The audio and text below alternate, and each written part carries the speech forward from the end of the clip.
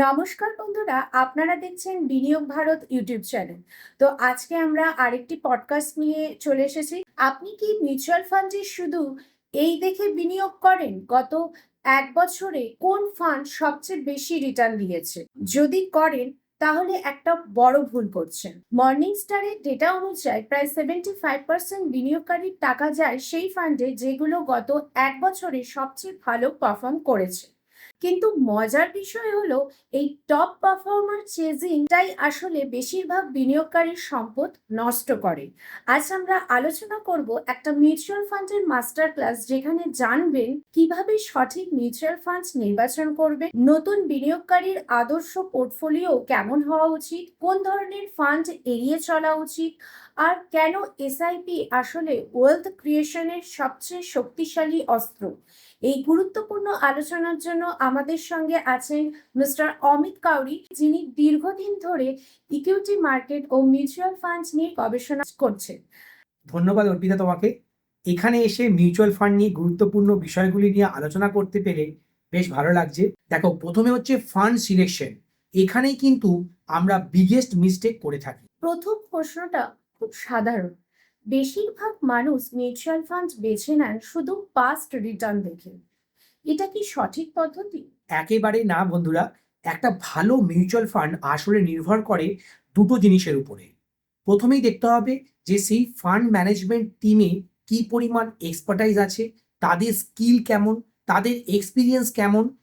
আরেকটি বিষয় হচ্ছে একটি কনসিস্টেন্ট ইনভেস্টমেন্ট প্রসেস তারা ফলো করছে কিনা। শুধু রিটার্ন দেখলেই হবে না, তার আগে তিনটে প্রশ্নের উত্তর তোমাদের খুঁজে বার করা দরকার। কি সেই প্রশ্নগুলো, আসো জানা যাক। আপনার ফাইন্যান্সিয়াল গোল কি আছে, আপনার টাইম হরাইজন কতদিনের জন্য আপনি ইনভেস্ট করতে চাইছেন, আর আপনার রিস্ক টলারেন্স কতটা।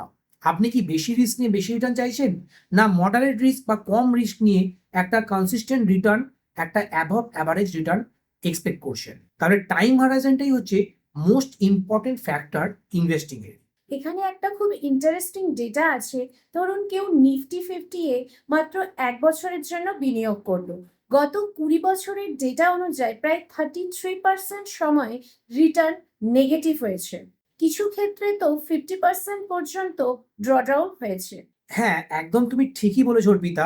কিন্তু যখন ইনভেস্টমেন্ট হরাইজন 5 to 10 ইয়ার্স বছর অবধি চলে যায়, তখন নেগেটিভ রিটার্নের প্রবাবিলিটি প্রায় শূন্যের কাছাকাছি হয়ে যায়। যত আপনার ইনভেস্টমেন্ট হরাইজন বাড়বে, তত আপনার রিস্ক কমবে, আপনার পোর্টফোলিও রিটার্নের পজিটিভ রিটার্ন জেনারেট করার প্রবাবিলিটি বাড়তে থাকবে। আপনার ফরে তখন ইনভেস্টিং কাজ করবে। এই কারণেই ইকুইটি ইনভেস্টিংয়ের টাইম হরাইজন অত্যন্ত গুরুত্বপূর্ণ। এরপরে আমরা আলোচনা করব ideal portfolio for young investor. এখন ধরুন একজন তরুণ বিনিয়োগকারী, ধরা যাক বয়স 22 বছর, বছরে প্রায় প্রায় আয় করে 6 লক্ষ টাকা এবং প্রতি মাসে 10,000 টাকার এসআইপি করতে চায়। তার পোর্টফোলিও অ্যালোকেশন কেমন হওয়া উচিত? এই প্রসেসটা খুবই সহজ। তাকে একটা সিম্পল ফ্রেমওয়ার্ক ফলো করতে হবে। প্রথমে আমি স্টেপ ওয়ানে বলবো, তোমাকে একটা ইমার্জেন্সি ফান্ড বিল্ড করতে হবে। প্রথমে তোমরা 3 থেকে 6 মাসের একটা ইমার্জেন্সি ফান্ড বানাও এবং সেই টাকাটা তুমি রাখবে কোনো লিকুইড ফান্ডে বা কোনো পাবলিক বা প্রাইভেট সেক্টর ব্যাংকের সেভিংস অ্যাকাউন্টে। তারপরে আমি স্টেপ টুতে বলবো, তোমরা লার্জ ক্যাপ মিউচুয়াল ফান্ড হোক বা লার্জ ক্যাপ স্টকে 50% অ্যালোকেশন রাখবে। ঠিক আছে, এগুলি রিলেটিভলি স্টেবল হয়। আর এই লার্জ ক্যাপ কোম্পানিগুলি ব্লুচিপ কোম্পানি, নিফটি 100-এর মধ্যেই লার্জ ক্যাপ কোম্পানিগুলি থাকে। সেই জন্য তোমাদের রিটার্ন এখানে খুবই স্টেবল হবে। মানে মার্কেট যত বেশি পড়বে, তোমার পোর্টফোলিও খুব বেশি ড্রডাউন হবে না, পোর্টফোলিওর কারেকশন অনেকটাই কম হবে। তারপরে তোমরা মিড অ্যান্ড স্মল ক্যাপে 30 to 35% অ্যালোকেশন রাখো। এই জন্য তোমরা mid cap small cap mutual ফান্ডে ইনভেস্ট করবে। তোমরা মিড ক্যাপ স্মল ক্যাপের স্টকেও ইনভেস্ট করতে পারো, কিন্তু সেক্ষেত্রে কিন্তু ভোলাটিলিটি অনেকটাই বেড়ে যাবে, রিস্ক এক্ষেত্রে বেড়ে যাবে। সেই জন্যই এখান থেকে রিটার্ন এক্সপেকটেশনও বাড়বে, গ্রোথ পোটেনশিয়ালও অনেক বেশি হবে। কিন্তু মিনিমাম 7 to 10 ইয়ার্সের একটা ইনভেস্টমেন্ট হরাইজন তোমাদের রাখতে হবে। তারপরে স্টেপ 4-এ আমরা আলোচনা করব ইন্টারন্যাশনাল ডাইভার্সিফিকেশন নিয়ে। তোমার আয়ের 10% কিন্তু ইন্টারন্যাশনাল ফান্ডে অবশ্যই থাকতে হবে। এটা গ্লোবাল ডাইভার্সিফিকেশনের তোমাকে বেনিফিট দেবে। ইন্ডিয়ান মার্কেট ভালো পারফর্ম না করলেও গ্লোবাল যে ডাইভার্সিফিকেশন তুমি করেছো, সেই জন্য তোমার পোর্টফোলিও রিটার্ন অনেকটাই ভালো হবে। এখন একটা গুরুত্বপূর্ণ প্রশ্ন, কোন ধরনের মিউচুয়াল ফান্ড নতুন বিনিয়োগকারীদের এড়িয়ে চলা উচিত? আমার মতে সবচেয়ে বড় রেড ফ্ল্যাগ হলো সেক্টরাল অ্যান্ড থিমেটিক ফান্ড। বর্তমানে প্রায় 1.5 লক্ষ টাকা রিটেল ইনভেস্টাররা এই ধরনের থিমেটিক এবং সেক্টরাল ফান্ডে ইনভেস্ট করছে। এখানে সমস্যা কি আছে? এই ফান্ডগুলিতে পারফেক্ট টাইমিং দরকার, তোমার ঠিক সময় এন্ট্রি দরকার, সঠিক সময়ে তোমার এক্সিট দরকার। না হলেই কিন্তু তোমার ফান্ডের পারফরমেন্স অনেকটাই পড়ে যেতে পারে, তোমার রিস্কও অনেকটা বেড়ে যাবে, তোমার পোর্টফোলিও রিটার্ন অনেকটাই কমে যেতে পারে। একটা উদাহরণ দিলে দর্শকদের বোঝা সহজ হবে। হ্যাঁ, কোভিডের সময় আমরা দেখেছি যে আইটি সেক্টর ফান্ডগুলো 50-70% পর্যন্ত রিটার্ন দিয়েছে। এটা দেখে অনেক বিনিয়োগকারী 2022-23 সালে আইটি ফান্ডে ঢুকে পড়ে। আমার কিন্তু ব্রাদার ইন ল এই ফান্ডে ইনভেস্ট করে। সে কিন্তু এই আইটি সেক্টরে মিউচুয়াল ফান্ডে ইনভেস্ট করে লামসাম, এবং তার পোর্টফোলিও রিটার্ন অনেকটা বেড়ে গেল। সে কিন্তু সঠিক সময় এক্সিট নিতে পারেনি, সেই জন্য তার রিটার্ন কিছুটা কমে যায়। কিন্তু তখন সেক্টরাল সাইকেল শেষ হয়ে যায়। ফলাফল হিসেবে কি দেখি আমরা? অনেক বিনিয়োগকারী ফ্ল্যাট বা নেগেটিভ রিটার্ন পায় আগামী 2 থেকে 3 বছরের মধ্যে। আর বর্তমান সময়ে আইটি সেক্টরে একটা ড্রডাউন চলছে, সেই জন্য তার ওভারঅল রিটার্ন কিন্তু হয়তো এখন নেগেটিভে চলে গেছে। সেই জন্যই সেক্টরাল থিমেটিক ফান্ড থেকে আপনারা বিরত থাকবেন, এগুলিকে অ্যাভয়েড করুন। আরেকটা বিতর্কিত বিষয়, direct versus regular mutual fund. অনেকেই বলেন ডাইরেক্ট ফান্ড নিলে এক্সপেন্স রেশিও কমে। হ্যাঁ, ডাইরেক্ট ফান্ডে এক্সপেন্স রেশিও প্রায় 0.5 বা 0.5% অনেক সময় কম থাকে। অনেক রিটেল ইনভেস্টর ক্ষেত্রে একটা ভুল সিদ্ধান্ত নিয়ে ফেলে। যেমন মার্কেট ক্র্যাশে তারা প্যানিক সেলিং করে দেয়, তাদের মিউচুয়াল ফান্ডকে সেল করে দেয়। রিস্কি থিমেটিক ফান্ডে তারা বেশি পরিমাণ ক্যাপিটাল বিনিয়োগ করে দেয়। একজন ভালো ফাইন্যান্সিয়াল অ্যাডভাইজার অনেক সময় বিহেভিয়ারাল কোচ হিসেবে তোমার কাজ করে। তোমাকে কিন্তু আগাম তারা বলে দেবে যে এখন মার্কেটের কারেকশন চলছে, তোমরা ভয় পাবেন না, তোমরা এখানে আরো বেশি অ্যালোকেশন করতে পারো। তিনি ইনভেস্টরকে ভুল সিদ্ধান্ত নিতে বাঁচিয়ে দেন, কারণ তার একটা একাডেমিক স্কিল আছে, তার নলেজের সাথে সাথে তার এক্সপিরিয়েন্সও আছে। সেই জন্যই সে সঠিক সিদ্ধান্ত দেয় তাদের কাস্টমারদের। সেই জন্যই কিন্তু অ্যাডভাইজারের পরামর্শ নিয়েই আমাদের মিউচুয়াল ফান্ডেও ইনভেস্ট করা উচিত। এখন আসি একটা মাইন্ড ব্লোয়িং ডেটায়। 10 বছরের পিরিয়ডে মিউচুয়াল ফান্ডের বেঞ্চমার্ক আউট পারফরমেন্স এসেছে মাত্র 5 থেকে 10টা স্পেসিফিক মাস থেকে। হ্যাঁ, একদম ঠিক বলেছ।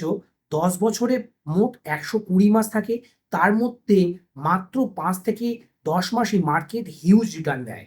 আপনি যদি মার্কেট টাইমিং করতে গিয়ে সেই মাসগুলিকে মিস করেন বা সেই দিনগুলিতে আপনি ইনভেস্টেড না থাকেন, তাহলে আপনার পোর্টফোলিও রিটার্ন কিন্তু বেঞ্চমার্ক নিফটি বা সেন্সেক্সের থেকে অনেকটাই কমে যাবে। আপনার রিটার্ন ড্রাস্টিক্যালি কমে যাবে। সেক্ষেত্রে আপনি এফডি রিটার্নকেও বিট করতে পারবেন না। সেই জন্য ইনভেস্টিংয়ে সাকসেসফুল হতে গেলে আপনাকে লং টার্ম ধরে ইনভেস্টেড থাকতে হবে। আপনি মাঝে মাঝে মাঝে মাঝে আউট হতে পারবেন না। মানে আপনি টাইমিং করবেন না, টাইম ইন দ্য মার্কেট আপনাকে করতে হবে লং টার্মে ওয়েলথ বিল্ড করার জন্য। এখানেই এসআইপি এর শক্তি। হ্যাঁ, তুমি একদম ঠিক বলেছো। এসআইপি আমাদের এই স্ট্যাগার ওয়েতে ইনভেস্টমেন্ট, মার্কেটের পতনেও আমরা ইনভেস্ট করি। মার্কেট যখন অনেক অল টাইম হাই চলে যায় তখন আমরা ইনভেস্টমেন্ট কন্টিনিউ রাখি, কারণ আমরা জানি না মার্কেটের বটম আর মার্কেটের হাই কখন আসবে। আর এসআইপি করলে 3টে সুবিধা তোমরা কিন্তু পেয়ে যাচ্ছ। মার্কেট টাইমিং এর রিস্ক তোমরা কমাতে পারছো, ডিসিপ্লিন একটা ইনভেস্টিং করতে পারছো, লং টার্ম কম্পাউন্ডিং তোমরা তৈরি করতে পারছো। আর একটা মাইন্ডসেট শিফট এক্ষেত্রে দরকার। বেশিরভাগ মানুষ ভাবে income minus expense is equal to savings, কিন্তু স্মার্ট ইনভেস্টার ঠিক এর উল্টোটাই ভাবে। তারা প্রথমে ইনকাম করে আর তারপরে সে ইনভেস্টমেন্ট করে, সেভ না করে প্রথমেই ইনভেস্টমেন্ট করে দেয়। তারপরে যে রিমেনিং টাকাটা থাকে সেটিকেই সে এক্সপেন্স হিসেবে কাজে লাগায়। এখন কিছু লামসাম ইনভেস্টমেন্ট টিপস শেয়ার করি। ধরুন কেউ বোনাস পেলো বা বড় টাকা পেলো, একসাথে ইনভেস্ট করা কি উচিত? না বন্ধুরা, এক্ষেত্রে আমি একটা পদ্ধতি আপনার সাথে শেয়ার করি। তোমরা পুরো টাকাটাকে একটা লিকুইড ফান্ডে পার করে দাও বা ব্যাংকে এফডি করে দাও। 6 থেকে 9 মাসের এসআইপিতে ভাগ করে ইনভেস্ট করো। এতে মার্কেট টাইমিং এর রিস্ক তোমরা অনেকটাই কমিয়ে ফেলতে পারবে। লামসাম ইনভেস্টমেন্ট তখনই করবে যখন মার্কেটে প্যানিক সেলিং চলে, মার্কেট অনেক বেশি কারেক্ট হয়ে যায়। যেমন বর্তমান পরিস্থিতিতে মার্কেট অনেকটাই পড়ে গেছে, এখন কিন্তু লামসাম ইনভেস্ট করতে পারো। তবে এককালীন পুরো টাকা ইনভেস্ট না করে সেটিকে 3টে বা 4টি ভাগে ভাগ করে বিভিন্ন মাসে ইনভেস্ট করলে তোমার রিটার্ন অনেকটাই ভালো হবে আর রিস্ক অনেকটা কম করতে পারবে।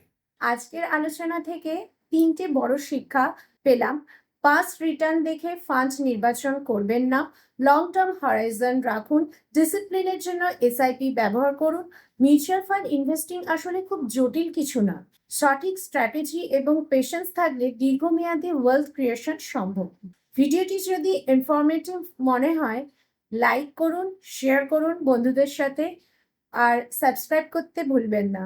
দেখা হচ্ছে পরের ভিডিওতে। নমস্কার। নমস্কার।